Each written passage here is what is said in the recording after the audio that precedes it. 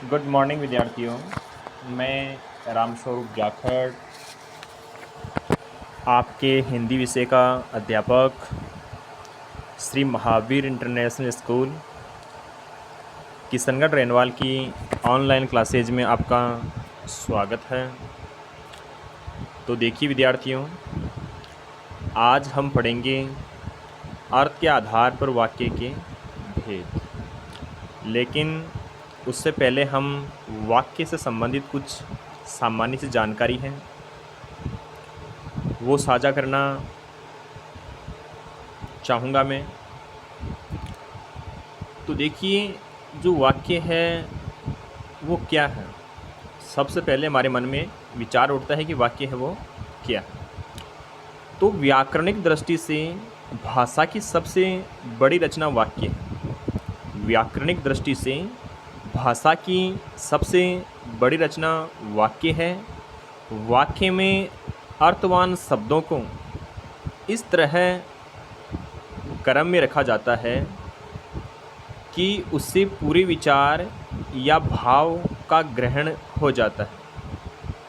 आई बात विद्यार्थियों समझ में आपकी कि जो वाक्य हैं उसमें जो विचार हैं या जो भाव हैं वो इस क्रम में रखे जाते हैं जिससे कि वो हमें आसानी से समझ आ जाए। ठीक है। वाक्य विचार में शब्द क्रम, उनके पारस्परिक संबंध, वाक्य के अंग, वाक्यों के भेद, वाक्य विश्लेषण आदि का विवेचन होता है। ठीक है। किस प्रकार जब शब्द होते हैं वो किस क्रम में रखे जाते हैं, एक वाक्य में जो प्रयुक्त शब्द होते हैं वो एक दूसरे से किस प्रकार संबंध रखते हैं, वो सारा का सारा जो विश्लेषण है वो वाक्य में किया जाता है। ठीक है। तो देखिए, वाक्य रचना किस प्रकार होती है। ऐसा व्यवस्थित पद यानी कि शब्द समूह है जो पूरा अर्थ अभिव्यक्त कर सके वाक्य कहलाता है। यानी कि इस प्रकार के शब्द या पद जो अपना पूरा अर्थ है वो प्रकट कर सके वो क्या कहलाते हैं, आपके वाक्य कहलाते हैं। ठीक है। जैसे कृष्ण ने अर्जुन को उपदेश दिया। कृष्ण ने अर्जुन को उपदेश दिया। यह पद समूह एक सार्थक है। यह जो पद समूह है वो क्या है, सार्थक है। तो देखिए, इस प्रकार अनेक जो सार्थक पद हैं, अनेक सार्थक जो वाक्य हैं, उनको हम आपके पाठ्यक्रम में जो अर्थ के आधार पर वाक्य के भेद हैं उनमें जानने का प्रयास करेंगे। ठीक है। तो आपके पाठ्यक्रम में जो अर्थ के आधार पर वाक्य के भेद हैं उनको हम पढ़ेंगे।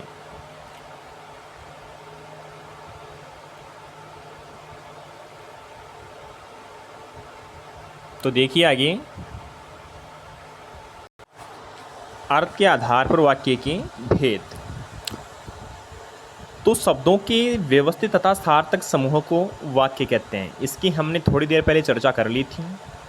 तो हम उदाहरण के माध्यम से समझेंगे किस प्रकार जो शब्द है जब व्यवस्थित नहीं होते हैं तो वो अपना एक अलग अर्थ प्रकट करते हैं, और जब वह व्यवस्थित होते हैं तो उनका किस प्रकार से सार्थक जो अर्थ है वो हमें प्राप्त होता है। जैसे कि यहाँ पे एक वाक्य दिया गया है।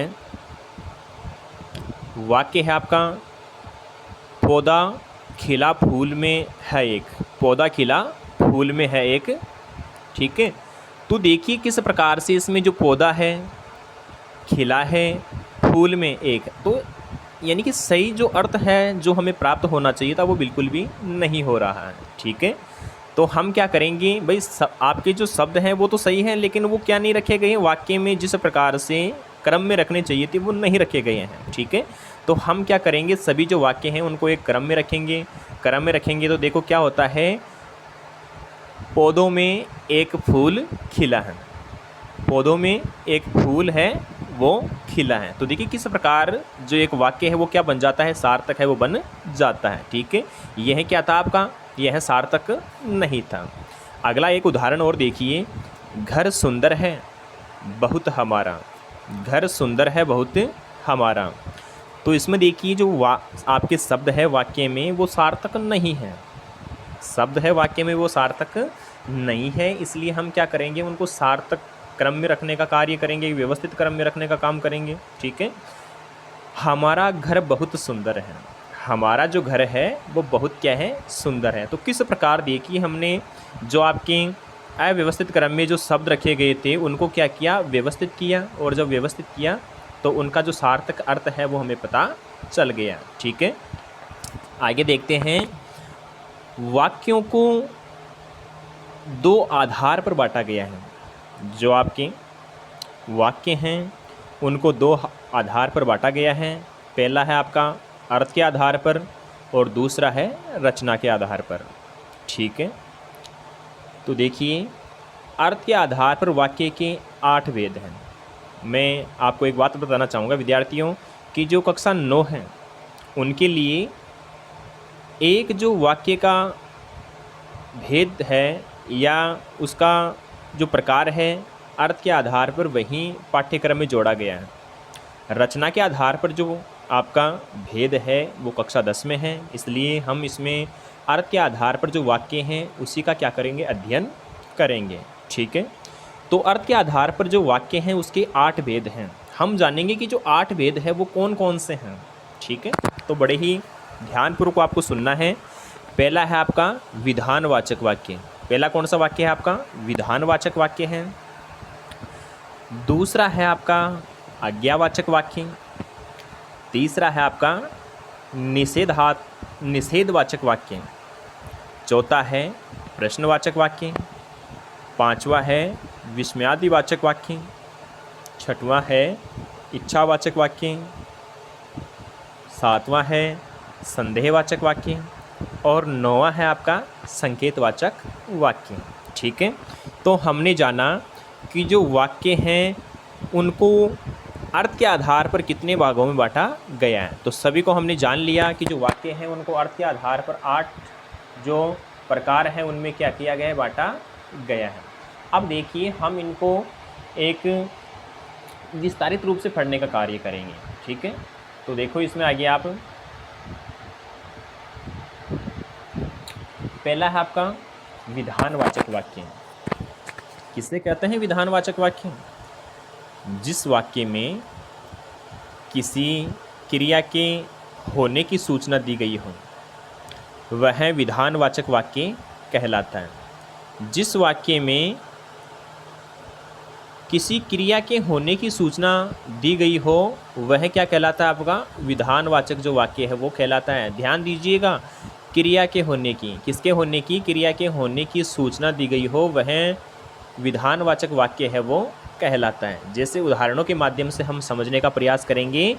ममता ने खाना खा लिया, ममता ने खाना खा लिया। तो देखिए इसमें ममता कौन है, खा लिया क्रिया की कर्ता। कौन है बच्चों, खा लिया क्रिया की कर्ता है।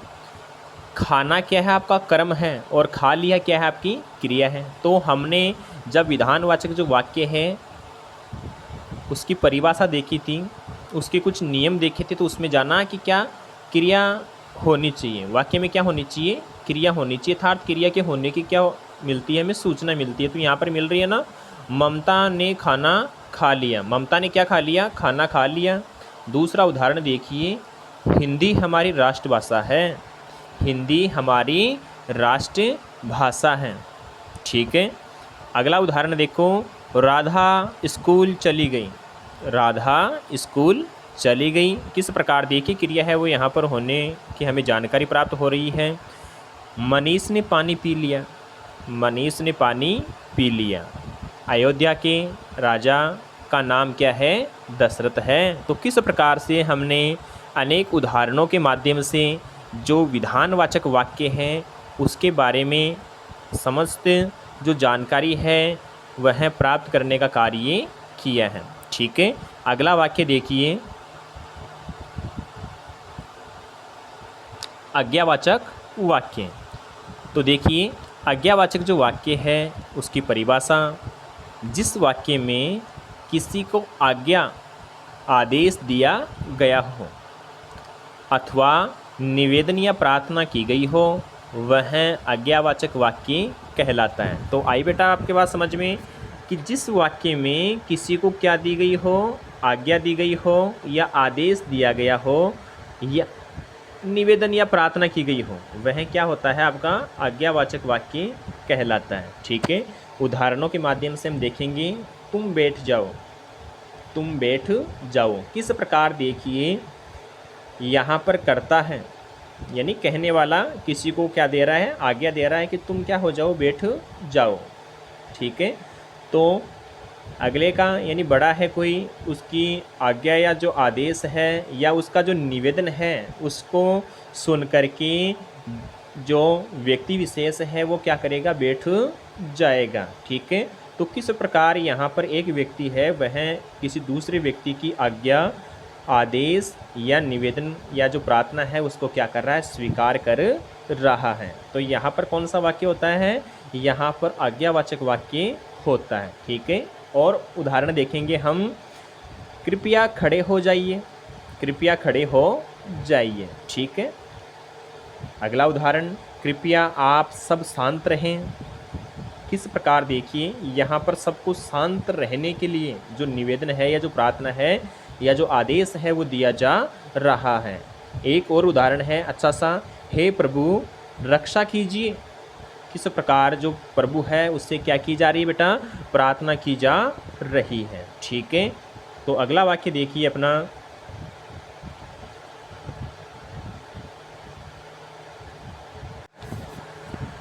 देखिए इसमें अर्थ के आधार पर वाक्य परिवर्तन।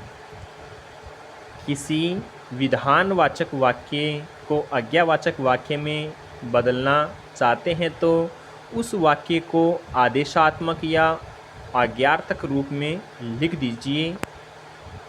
जैसे जाता है, जैसे जाता है के स्थान पर जाए या जाओ तथा जा रहे हैं के स्थान पर जाए या करें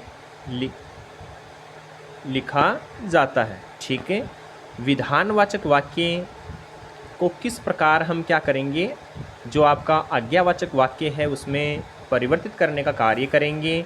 जैसे उदाहरण है आपका, दिवाकर विद्यालय जाता है। जो दिवाकर है वो कहाँ जाता है, विद्यालय जाता है। तो इसको हम क्या करेंगे, आज्ञावाचक वाक्य में परिवर्तित करने का कार्य करेंगे। तो हमने जाना था कि किस प्रकार हम जो क्रिया है उसमें क्या करेंगे, परिवर्तन है वो करेंगे।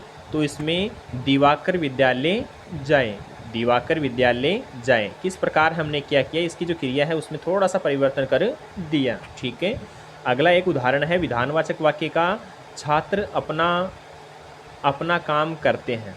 छात्र अपना अपना काम करते हैं। ठीक है, तो आगे देखिए इसमें